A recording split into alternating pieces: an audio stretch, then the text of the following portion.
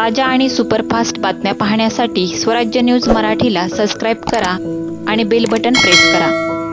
छत्रपती शिवाजी महाराज यांच्या जयंतीनिमित्त संभाजी आरमारच्या वतीने सर्वधर्मीय सामुदायिक विवाह सोहळा आयोजित करण्यात आला होता।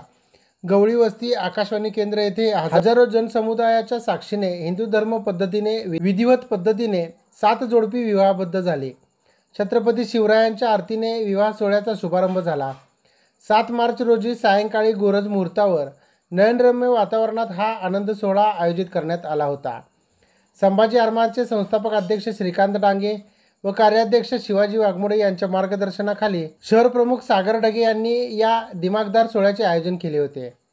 विवाहबद्ध झालेल्या जोडप्यांना लग्नाचा पेहराव, संसारोपयोगी भांडी, मणी, मंगळसूत्र इत्यादी भेटवस्तू स्वरूपात देण्यात आले। उपस्थित सर्वांसाठी भोजनाची देखील व्यवस्था करण्यात आली होती। या विवाह सोहळ्यात माजी उपमहापौर पद्माकर काळे, काँग्रेसचे शहर प्रमुख चेतन नरोटे, माजी परिवहन सभापती राजन जाधव, माजी नगरसेवक आनंद जाधव, विनोद भोसले, बापू ढगे, शिवजन्मोत्सव मध्यवर्ती महामंडळाचे उत्सव अध्यक्ष सुशील बनपट्टे, उपशहर प्रमुख संतोष केंगणाळकर, पोलीस निरीक्षक प्रमोद वाघमारे, छत्रपती शिवाजी मुस्लिम ब्रिगेडचे मतीन बागवान, शिवसेनेचे लहू गायकवाड, नागेश खरात, पेंटप्पा गड्डम, यशवंत पात्रुड, राष्ट्रवादी काँग्रेस महिला आघाडी जिल्हा कार्याध्यक्षा उज्ज्वला पाटील, शहर कार्याध्यक्षा चित्रा कदम आदींसह विविध क्षेत्रातील मान्यवर मोठ्या संख्येने उपस्थित होते। संभाजी आरमारने हा सोहळा आयोजित करत अस्सल शिव विचार जोपासला असल्याची भावना मान्यवर तसेच अनेकांनी व्यक्त केली।